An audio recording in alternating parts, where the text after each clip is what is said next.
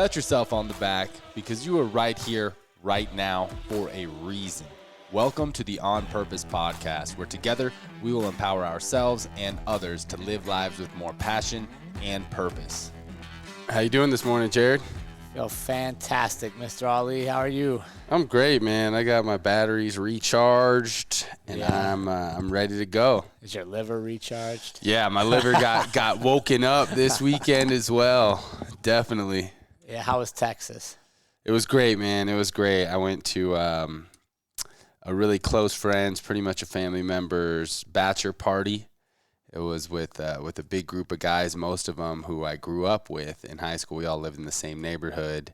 Used to literally spend every day together, playing basketball, playing video games, gooning around the neighborhood. And I hadn't seen some of those guys in about 10 years. Oh, wow. So it was a blast from the past. And, yeah, my liver maybe hurts a little bit from drinking a little too much, and my abs still hurt from just laughing my ass off all weekend. It was a really good time. That was good. So it was a bachelor party. Yep. So when's the wedding? The wedding is December 12th, so I'm not going to make it to the wedding. You're not going to go back? Nah, because I just went down, and we got Thanksgiving, going to be traveling again, and yeah, so. That's good. Made it to the bachelor party. Well, I'm glad you made it back safe and sound, and looked like you had a good time on your stories, that's for sure. Yeah, we had a blast. How about you? How's your weekend? That was good. It was good. We're just preparing some land and hustling, just trying to make things happen around here. My oldest is getting ready to move to Arizona, so that's a shift for the family because she's lived on her own since she was 18, but it's always been real close to us. So we're got to take care of Mama Bear as she watches one of her cubs leave the house. Yeah, I bet. Yeah, but it's good, man. Life is good. You know, I really, like we talked about on a couple episodes, man, I really think there's a lot of good that's going to come out of this if people just continue to show up for those in their lives. Yeah. Just keep showing up and keep doing what you know you're supposed to do, regardless of what anybody else says. Mm-hmm. I think you're going to come out on the backside of this pretty good. Yeah. Yeah, definitely. And I appreciate what you were saying off air. It already got my wheels turning of like, yeah, you know, for you, it might be like every 6 to 8 weeks, which I think is something important for the community to take note of, is that we're social beings. No matter where you are on the extrovert introvert scale, we need that social interaction. And for me, going home this weekend and spending time with really close friends, it just reconfirmed that for me. Yeah. Because I was thinking about, man, I'm so busy. We got Black Friday coming. I got all that. I don't know if I should go. And after I went, I was like, oh my God, I'm so glad that I went, because it just did so much for my soul. And I think that we all need to make sure we're making time to spend with people that we love, that we feel good around, that make us laugh. Yeah. That social aspect is so important. Yeah, and just to expand on that, I think what I was telling Ali is it's from the outside watching him, he works hard and he all focused on work for about 6 to 8 weeks, and then he needs a trip. And then he comes back and he's all fired up. And I think we've been tricked over time to think that you work all year for a 2-week vacation. But being fighters, fight camp is one of the few times in your life where you have a distinct goal on a certain date. So everything runs to that date to put you at your peak performance. So I like to think, like, what if we put our life in those sequences, right? Like we take, okay, this 6 weeks, at the end of this 6 weeks, I want to be here. And you run hard to get there. And then after a fight camp, what do all fighters do? They don't train as much. They eat what they want. They go on a trip. Because why? Because you can't sustain that long term. Mm-hmm. That's where burnout comes in. What if we approached our life like that? We went hard for 6 to 8 weeks, and then we took a week to ourselves. I think as an employer, we should be looking for our employees and maybe modeling that. Hey, give me these 6 weeks, and then here's a week you're taking off. Mm-hmm. Instead of trying to grind for 50, which we know is unsustainable, to take a 2-week vacation. Yeah. You know, and to me, that's one of the things as we talk about enlightenment and the process of what we're going through that I think will come out of this is that people realize, like, wait a second, I work all this time for this, or I work all this time to buy that, and it didn't benefit me. Whereas seeing your buddies that you hadn't seen in 10 years, like those are memories you'll never forget. Mm-hmm. So no matter what happens in the world, they can never take away memories. Yeah. You know, and I think that's a very important point. So I'm glad you got away.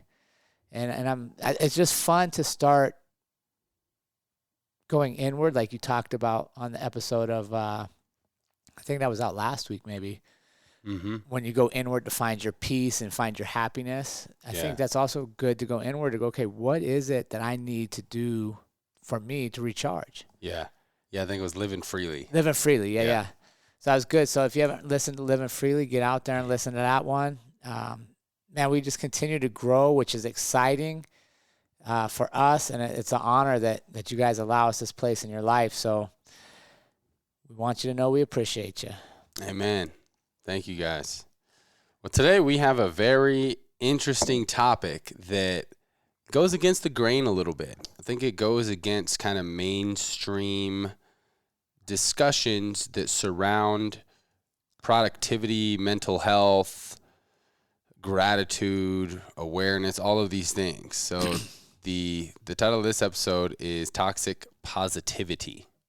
And I think that we all stand something to gain from this episode, especially during these pandemic times. Well, not only that, but you also got the holidays coming up, right? And for some people, man, the holidays is one of the most stressful times of the year. It Right? is. Yeah, it can You know, be. working with kids, you know, working with adolescents, a lot of the big issues we'd come up with were right around this time. Mm-hmm. Because they're starting to feel, you know, pressure at home, whether it's financial, we don't have enough, you know what I mean? Whatever kind of dysfunction underlies for most of the year, a lot of times it'll rise during this time of the year. Yeah. So I think this is a great topic, and I'll be curious to see if we actually agree on it or not. Yeah. Some of your off-air comments, I'm like, okay, I'm excited to see what Jared thinks about this one. Yeah, I don't know. We'll see. So just so you guys know, like we usually pick a topic, and then we both do our research, we both prepare, but we literally don't know what each other's going to say. Yeah, we don't really talk about the topic before air, and if we do, we're like, all right, save it for the recording, save it for the recording. It's too good to do off air. Yeah. So let's jump right in, So what are Jared. yours? I want to hear yours first. What do you think? All right. What do I think about what exactly? Can you be too positive? Is toxic positivity even a thing? Yeah. I think it is, and it really resonated with me. So what this episode came from was I watched a YouTube video. There's a channel, it's called Spirit Science. Really cool channel. They do short videos around 10 minutes with really awesome topics, and I saw that and it stood out to me because that's not a very well circulated term, toxic positivity. So I was like, what's this? So the definition, if you Google toxic positivity, it'll say the feeling of acting happy or cheerful when you're really not. And I think that that's something we most definitely do in society. And I'm guilty of it too at times. Not very often, but it's definitely something that has been a part of my life. But I think that there's a lot of pressure in our society to always be happy or cheerful. You know, we have a lot of things that we just say in passing, kind of like we had an episode of Are You Okay? Are you good? Yeah, are you good? Yeah. Are you good? And we say things like, you know, just cheer up, or it'll get better, don't worry, or, you know, stay positive, look at the bright side. And we don't give a lot of, what's the word I'm looking for? Validation to our negative emotions or feelings.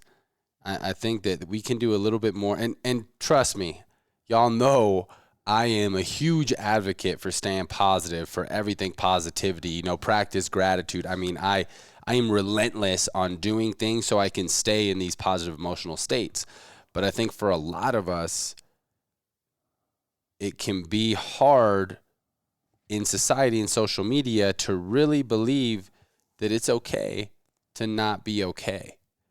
And I think that a lot of people, you know, I mean, we've seen suicide rates go up. We've seen mental health awareness, all this around awareness, mental health awareness go up. And I think it's because a lot of people in our society feel that it's not okay to not be okay, that you got to put a smile on. Nobody wants to be that sad or angry person. I think a lot of people don't know really what to do to handle difficult emotions, and we put up this facade of like, let me just positive out of it. So yeah, I do think it's an issue, and I do think that if you have something going on that you haven't worked through, that trying to fake it till you make it, kind of be positive, can be a toxic thing. That's funny you say that, because that was the quote I was thinking that whole time, is that whole principle of fake it till you make it. You know, you're not rich. Well, fake it till you make it. So you buy shit you shouldn't buy. You get jackets for pictures, but you leave the tag in so you can return it, right? You're faking it. And I think that is a huge fallacy for so many people. And you fake it, and I see your fake. And then they fake it, and I see their fake. Then I think I should fake it. You know what I mean? And the reality is, none of those people are actually doing what they think they're doing. So yeah, I truly believe that toxic positivity, the word toxic obviously tells you it's not very good for you. And it's one of the great mistakes we make as parents and we make as friends, is to try to rush somebody through their negative emotions. I'm guilty of it, hands down. I was just talking with my youngest 2 children about it. And the fact is, we didn't do a very good job of, when I say we, me and my wife, of letting our kids, like, if they were sad, being like, hey, why do you feel sad? Like, what power do you have over to change this? Like, the things I know now that I would have said, like, we just would say what you would have said, right? Like, hey, cheer up, you'll be fine. Like, just go try something, go talk. Okay, your feelings are hurt by this person, just go play with somebody else. Mm-hmm. Instead of really exploring, like, well, what happened to make your feelings hurt? Mm-hmm. And we do a great disservice to our children in teaching coping skills for emotions. Everybody's supposed to be happy. Everybody's supposed to be doing what they said. We all want to stay in the same little assembly line. And I think that is why we see the mental health issues we see, or we see the prescription drug abuse we see. Mm-hmm. Right? All of a sudden, I don't feel good. Like, I saw a freaking ad, or maybe it was on radio, where it said, like, do you not want to wake up in the morning? Do you not feel like doing the dishes? Does laundry overwhelm you? Well, take this product. It will help cheer. No, fuck. All that shit some days doesn't sound good. Right. Right? Like, I don't know anybody should wake up and be like, yes, it's laundry day. Yeah. Unrealistic. So instead of teaching, like, hey, how do we do things we don't normally want to do, but we know they have to get done? Well, like we said, we put a reward on the end of it, or we assign some value to it. Like, okay, I know I don't want to do this, but like working out, I don't want to work out every day, but I know if I don't, my health suffers. Down the road, I can't do this, so I do it. Mm-hmm. I don't need a pill for it. I don't need, you know what I mean? Because I'm allowed to process it. And I think we do such a great disservice when everybody's supposed to be happy all the time. Yeah. And it's unrealistic. Yeah, it really is. And I think that we put a lot of weight around feeling good and feeling motivated, right? And it just made me think of a cool quote. I think he got it from somewhere, I don't know where, but I follow this fighter, just got into the UFC. His name's Natan Levy. And he fought Ben Lugo. Oh, okay, and LFA. Yeah, he just won Contender Series, got in the UFC. Anyways, he's got really good content on Instagram. I like how he puts stuff out. And I read one of his quotes that he posted. It was a cool picture. And he said, motivation is for kids. I have discipline. I was like, oh, that's good, because it's so true. Sometimes we think like we got to feel motivated. We got to feel the best. But discipline is when you do things you know you need to do even when you don't feel like doing them. Absolutely. And I think there's a huge lack of discipline in my generation and younger generations compared to older generations, just because we've been fortunate enough to have so many things at our disposal. I mean, shit, you don't even need to go get groceries if you don't want to. You can order them online. Everything is at the palm of our hand, DoorDash, all these things, to where you can get by in today's society with hardly any discipline. Well, let's even go back to toxic positivity. You're not feeling good. Mm-hmm. You're sad. Something's not right. You don't even have to sit and think about it anymore. You just like you said, you can go on social media and look for all the positive memes in the world that are going to fix you. Mm-hmm. Well, you haven't dealt with the issue, right? If you're feeling sad, if you're feeling angry, if you're depressed, reading somebody else's memes is a temporary bandage. It didn't solve the issue.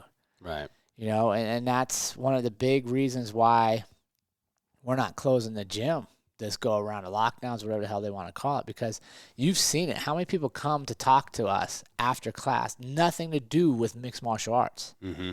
It's about their mental health. It's about depression. It's about being able to come in and release their anger and their angst. It's community, Mm-hmm. right? Which is why isolating yourself is so dangerous. It's why what you've said 1,000 times, why solitary confinement is the greatest punishment to give to a human. Mm-hmm. Because then you're just left all alone with your thoughts and nobody else to share them with. Yeah, it's the You know, worst. and we don't have, so we got to shift as a society. Mental health has such a huge stigma to it, right? If somebody goes to counseling, if somebody's, seeking treatment, right, they can't get jobs sometimes. It affects employment, relationships. Like, people kind of shy away from them in certain circles. Mm-hmm. We got to open up, right? Because the reality is they need you more then than ever. If you're truly their friend and they're not feeling good, don't rush them through it. Sit with them for a minute. Talk to them. Yeah. Take them out. I do believe that a lot of mental health issues can be addressed through community, exercise, and diet. Mm-hmm. So don't help fix somebody who's sad by bringing them alcohol. Like, you're not going to drink it away. Like, go on a hike. You know what I mean? Mm-hmm. I think when we start looking, instead of just, I want to hang out with this dude because he's so lively and funny. Well, what about those days he's not? Will you still be there? Mm-hmm. Right? Because think about how many times, and I've experienced this in my life, people to kill themselves, commit suicide. How many times have you heard they were like, other people were like, I never saw it coming. He was so happy. Mm-hmm. Well, if you know somebody that's happy 24/7, 365, check on them. Mm-hmm. Because we are, like we talked about, emotional beings, which means we need all emotions. We need happiness, sadness, anger. We need to feel it all because it means something is changing in our world. We need to address it. Yeah. And we don't need to hide behind this idea that if I'm sad, I'll lose all my friends. Because if you do lose those people, they weren't friends to begin with. Yeah. And then there are other responsibilities to check on each other. No doubt. You know? So what do you think, what happens if we really try to be positive all the time? You're cheating yourself.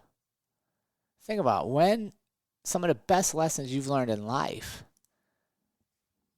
came through adversity, through heartbreak, sadness. Why do I got to rush through that?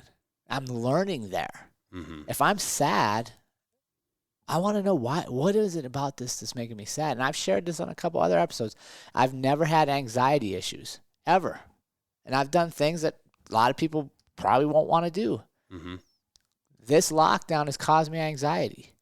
It's caused me to think different thoughts than I've ever thought. If I rush through it, but I also am in a position where people think I'm generally positive. I'm generally like smiling and like put out. But during that time, I didn't need to continue to be positive Yeah. and fake it. I shared that, like, dude, my heart's racing. I have crazy thoughts. Like, I don't know what's going on, but I'm working through it. Mm-hmm. That's okay to share. Right? And the reality is once you process, okay, what did I learn about this? Well, I learned how important meditating is. I learned how important breathing control is. So now I know, and part of my morning journaling is like I'm going to be conscious of my anxiety. And when I feel it coming, I'm going to stop and do my counted breathing exercises. Because I know that controls it. But if I don't ever sit with it, if I don't ever examine, like, why is my heart racing? Why do I feel sad? What is going on? I can't fix it. Does that make sense? And I think that's where we rush through because I'm so worried that Ali's going to think I'm not good. Ali's going to think, like, I'm not worthy because I'm having these feelings. Mm-hmm. But the reality is you might be feeling some of the same shit. Yeah. And when we start to talk about it, then we process. And then you get off that island of being alone. Mm-hmm. You know what I mean? Because that's one of the greatest issues we face is when we're not feeling good, we isolate. And which why I believe this lockdown is completely counterproductive to our society, because we should not be isolated, because then bad things happen. Yeah. Yeah, we're social animals. We need that. What do you think happens if you try to be positive all the time? I agree with you, but I also think that we can continue to move forward, and that a big purpose of life is to minimize the moments and times that you feel what we call these negative emotions, you know, to where the more, like, for example, a lot of Eastern philosophy, right? Hindu, Buddhist, even Christians and Muslims, the more spiritual you become, the less attachment that you have to outcomes. So somebody can be absolutely cursing you out on the road, or like road rage, or a family member can be so mad at you, or you can go through a breakup or whatever it is. And you might feel a little bit of, you know, sadness or anger comes up. But I think that there is a level that we can get to where we can be more of the observer of like, oh, I'm feeling this. And we can get back to kind of this equal state more quickly. But I think it takes a lot of work. You know, it's over time to where you become more aware of your emotions. You have high level of emotional control. You're observing your thoughts and emotions as they come, as opposed to letting your emotions run your life and dictate you. However, we're all in different places. So if you're not someone who's really mastered emotional control, you know, I'll be the first to say I haven't mastered emotional control. However, I have made tremendous progress over the past several years in being more aware of my emotions and being more aware of all situations and really being able to dictate how I'm going to feel. So I think if we try to be positive all the time when we're not, that's when it can be really, really toxic. But if we're trying to be positive, you know, there's a difference between you just waking up and kind of being in a shitty mood. I would say try to be positive through that. You know, like you don't need to be, if you stub your toe or whatever, like little things, sometimes you just need to be disciplined and, hey, practice some gratitude, man. Take a deep breath, go get a workout, you'll be all right. You know, there's definitely times for that. But when something's really going on, when you're really not okay, whatever it is, you know, it could be you got laid off from your job. That sucks. You know, you have every right to be angry, to be sad, to whatever. You lost someone in your family, someone sick, whatever it is.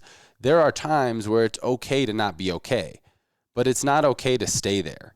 You can't just you know, you can't stay in this negative space and feel sorry for yourself, because there's also toxic negativity, right, which is even worse. But I think that when you're really not okay, and you're trying to be positive, and you haven't, you know, talked to someone out about it, you haven't journaled about it, you haven't really sat with those quote unquote negative emotions, and you're trying to just be cheerful and happy through it, that's when I believe it can be toxic to try to just be positive through that. Interesting. So how do you know if you're there too long? How do you know? You know what I mean? I think that's a question a community would want to know. How do I know if I'm staying with the negative emotions too long? You need to ask yourself. You need to do your own self-awareness things. You need to ask yourself. You need to do the things that we've talked about before, of speak to someone you really care about that's going to listen and validate how you are feeling. You know, whether it's a counselor, whether it's someone, not someone who's just going to try and give you, you know, advice or tell you, oh, it's okay, cheer up. Someone who can really listen. And if you don't have that person, do that with yourself. You know, there's lots of self-awareness exercises and techniques. Talking to yourself in the mirror, that's a great one. You know, splitting yourself into two, your higher God self and your ego self, right? Have that conversation, meditate on it, look at what's arising, and then ask yourself, like, am I feeling like this just because I've been feeling like this and I'm kind of on this like pattern of just like, you know, this funk? Or is it I'm still really feeling bad? And you know what's going to help you. Like, everybody is at at a different stage. Like what, you had just mentioned alcohol or prescription drugs or even cannabis. I have my Be Your Best show. I interview people every week, and sometimes I challenge them when they tell me like, oh, cannabis is mess, and they tell me that they're a daily user and they never take tolerance breaks, because I'll ask them. Yeah. And my last episode, really awesome, really, really awesome individual. He got super vulnerable and told me, everyone on the, hundreds of people see this, that, at first he said his primary use case for cannabis was social anxiety. And then as we were moving forward, I'm like, okay, so just to make sure I'm understanding correctly, your primary use is social anxiety. He's like, no, actually, wait. We're going to get deep here. My primary use is chronic depression. I have a lot of suicidal thoughts. And I was like, okay, so, now we're getting deep into something. And I asked him some more about it. And he told me that he medicates from pretty much the moment that he wakes up to the time that he goes to sleep. And that helps him get through his day. And what I tried to tell him is like, cannabis is a fantastic tool that you have in your toolbox. However, it's not a tool that's getting you to the underlying deeper issues. So I challenged him. I was like, I know it may seem scary, it may seem difficult, but see if you can try a day, even just a morning before the afternoon, and try and sit with those emotions and find out, where are these thoughts coming from? And I told him what I've said here on the podcast is that we are not our thoughts, right? We have 60,000 thoughts a day on average. We don't control all of these thoughts and emotions that come up. What we are is the observer of them, and we can control where we put the focus, what thoughts we want to continue writing out, and really challenge them on that. And it's the same thing here. Is like, hey, you may have some tools in your toolbox. Yeah, maybe you look at alcohol as a tool. Maybe one night you need to go grab a beer with a friend or whatever, talk it out, and you know yourself best, right? But we also know that there are some things that scientifically are going to make you feel better all around, like going to get a workout, spending time in nature, meditating. Yeah, we have these man-made tools as well. Your alcohol, your drugs. There may be, in some cases, if you're severely depressed, where maybe a prescription medication or something like that is necessary. But when you have a solid foundation, like you were just saying, if you're killing it with community, diet, and exercise, it's highly unlikely that you're ever going to need any man-made quick solution to anything. Alcohol, prescription drugs, any of that. So stick with the foundational principles of what we all know makes you feel good. And for the most time, you're not going to need to act happy or cheerful. You're just going to be happy and cheerful most of the time. Yeah, you said a lot there. So I think tying it back, we're talking about how do you know if you're positive all the time, right? And I think, to me, it comes down to this. If you are feeling sad and you've made no changes, that's how I know how long have I sat, if I've sat too long, right? Because we're talking about if you sat, how do you know if you've been in your sadness or your downside too long? That's what it comes back to me. If I'm sad and I'm thinking about why I'm sad, but I make no changes, and I'm still sad, that's my fault. I need to start making changes. So I applaud you not taking the easy road out with a dude that's getting high all day, every day to fix his depression, because that'd be the same. And that's like me taking my hammer to a job and everything I see is a hammer. I got hit with a hammer. But that's not going to fix it, right? Because it's easy. And that's one of the pitfalls we can fall into, right, is we go to people that either in the same place, so they're super sad as well. So then we feed off each other, so then neither of us get better. Or we go to people that are not going to hold us accountable. Because just like you said, the reality is we're going to have emotions. We get to choose how we respond. And if we respond the same way all the time, well, then we're not really growing. And I think that's where the toxic positivity comes from, is a lack of growth. I'm feeling these things. I'm not sure how to process it. I don't know who to talk to. I don't know why I feel this way, so I'll just pretend I'm happy. But it's a shallow happiness, and that's dangerous for us to try to live in.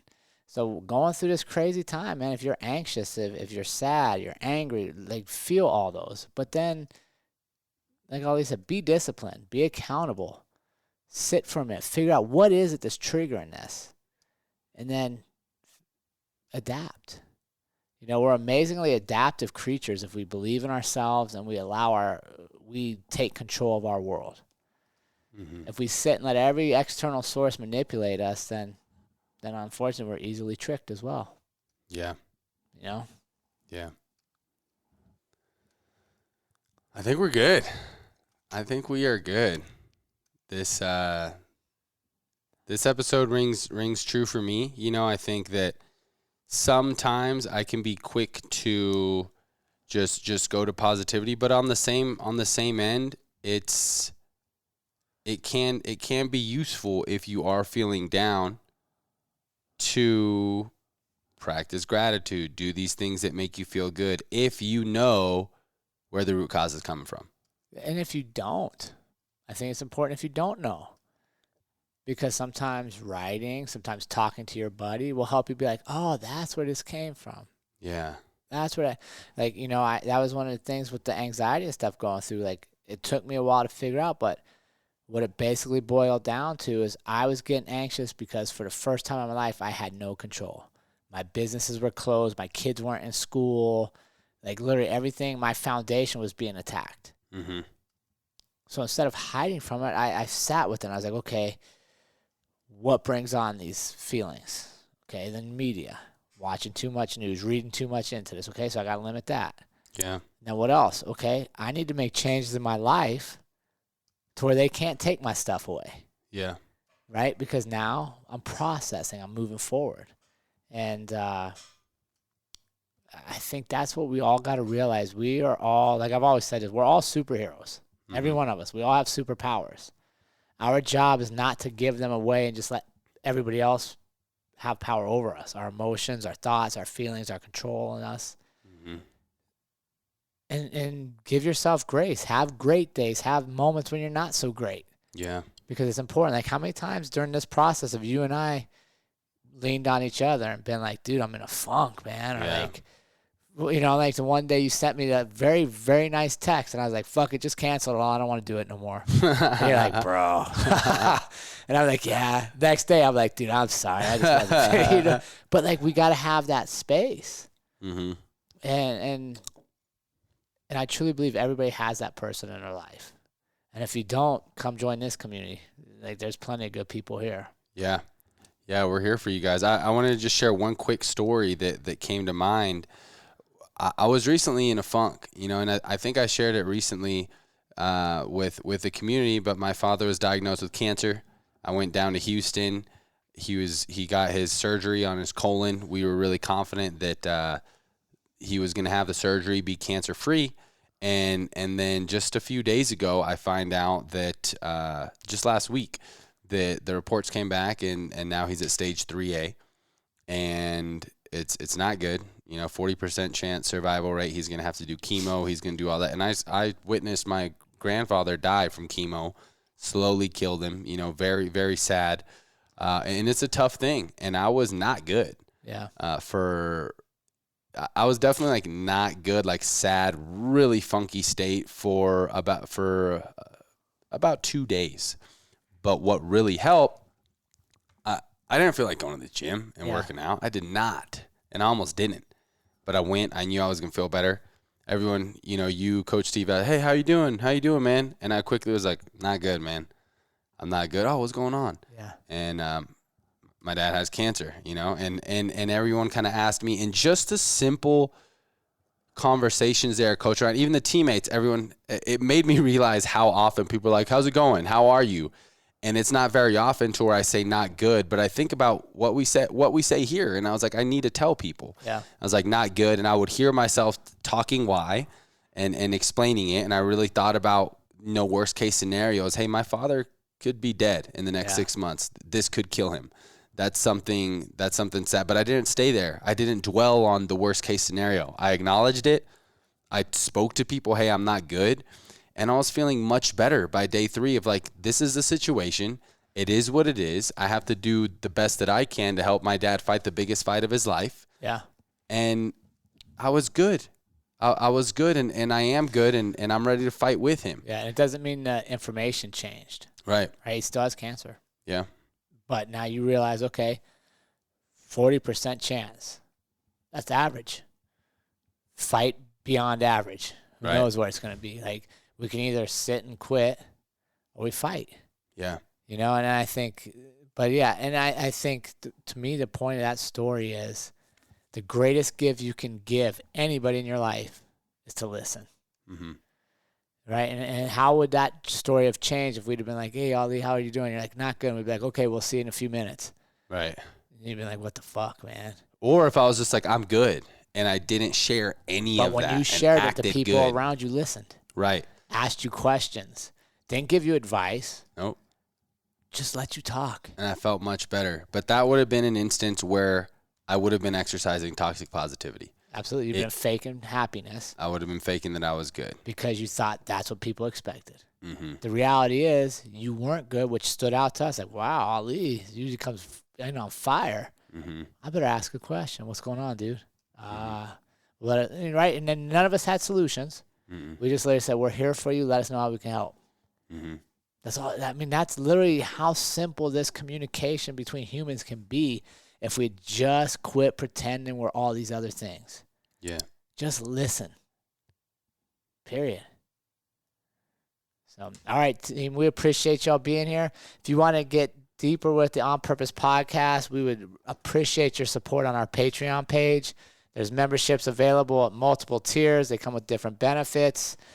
And there's nothing more important in our world right now than realizing that we all have purpose here. We all have something to give and offer the world. And that's what this community is about, is helping you discover it and pushing forward and not shying away from the responsibility. We all have to be great in our places. Amen. Awesome, brother. Thank you. Thank you. And remember, team, life is far too short to live any other way than on purpose. We will see you all again next week.